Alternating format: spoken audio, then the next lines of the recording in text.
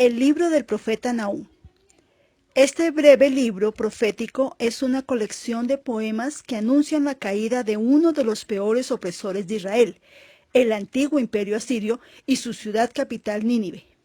Como sucede con todos los libros proféticos en el Antiguo Testamento, este lleva el nombre de su autor, Nahum, que se pronuncia Nahum y significa consolación o consolador. La naturaleza del contenido de la profecía se indica en el título o sobrescrito que describe el mensaje como carga.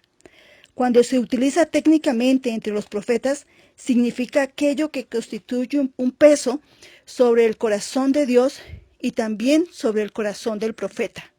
Esto denota un mensaje amenazante o judicial. También declara que el libro es la visión de Nahum, una visión recibida por Nahum. Por consiguiente, el carácter sobrenatural del mensaje se conoce desde el principio. El único tema del libro es Nínive, la antigua capital del imperio asirio. La predicción de Nahum fue redactada probablemente poco antes de la destrucción de Nínive. Se conoce que Nínive cayó en el año 612 a.C. En el capítulo 3, versículo 8, el profeta menciona la cautividad de Tebas, la capital del Alto Egipto, como un suceso histórico. Asurbanipal, último rey de Asiria, entre los años 668 y 626 a.C., fue el que provocó la caída de la ciudad egipcia en el año 663 a.C. De aquí que este libro pudo haber sido escrito entre el año 663 y el 612 a.C. Aunque no se conoce nada acerca de la vida de Nahum, solamente que era natural de Elcos, el lugar de su nacimiento no se conoce con certidumbre. Se han presentado tres sugerencias en cuanto a su identidad. 1. Que era una ciudad al norte de Nínive, tradición que proviene del siglo XVI. 2. Jerónimo, traductor de la Vulgata, lo identificó con un pueblo pequeño de Galilea, Capernaum, pueblo de Nahum. No hay certeza que este pueblo recibiera su nombre por el profeta. El tercer punto de vista sitúa a Elcos en el territorio al sur de Judá. Bien pudiera ser que Nahum hubiera nacido en Galilea y que más tarde ministrara en el sur. Juntamente con los profetas Jeremías, Habacuc y Sofonías, Nahum fue testigo al reino del sur. El reino del norte había sido llevado a cautividad por Asiria casi un siglo antes, en el 722 o 721 a.C. Su expansión hacia Israel resultó en la destrucción total y el exilio del reino del norte con todas sus tribus. Era ahora el propósito de Dios visitar aquella nación que había sido la vara de la ira de Dios contra Israel. Nínive se había arrepentido genuinamente en la época de Jonás, el profeta. Jonás había profetizado a mediados del siglo 8 a.C., aproximadamente unos 120 o 150 años antes de Nahum. Los ninivitas no habían transmitido a sus hijos su conocimiento del Dios verdadero, y el pueblo había vuelto rápidamente a sus prácticas crueles y paganas. Eran implacables en la guerra y codiciosos de riquezas deshonestas. Su poder había regido en Asia Occidental durante 3 siglos y ahora iba a ser quebrantado por el poder combinado de los babilonios y de los medos, como lo estaba profetizando Nahum. La profecía de Nahum consta de 2 partes. La primera, el capítulo 1, que presenta a Dios como la gran fuente de fuerza y como el poderoso sostén de su pueblo. Y 2, los capítulos 2 y 3, que presentan una vívida descripción de la total destrucción de Nínive. El capítulo 2 ilustra la caída de Nínive con una poesía vívida. El capítulo 3 explora la caída del imperio asirio como un todo.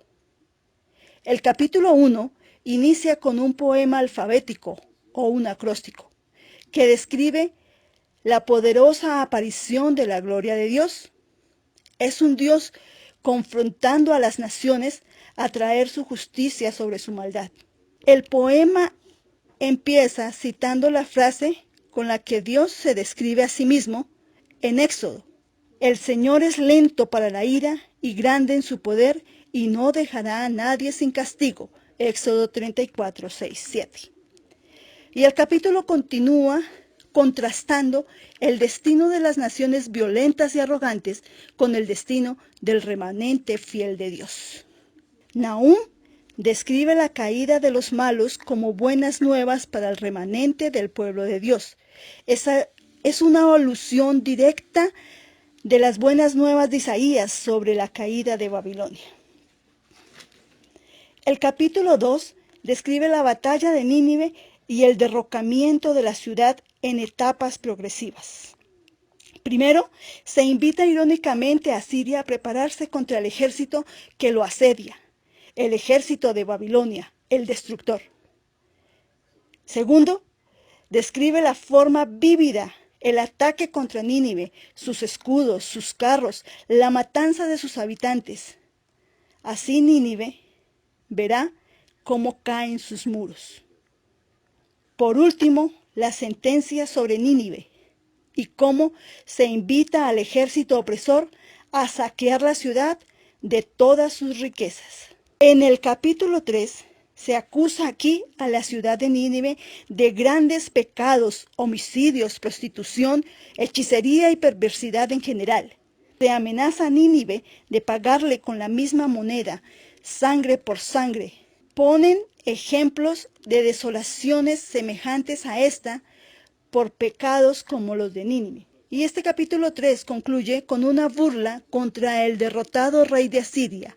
Es golpeado con una herida fatal y las naciones que él oprimió cantan y celebran su destrucción, y así termina el libro.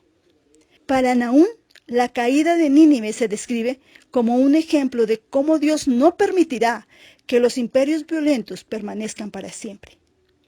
Este libro trata de los trágicos y perpetuos ciclos de violencia y opresión humana en todas las etapas, produciendo la muerte del inocente.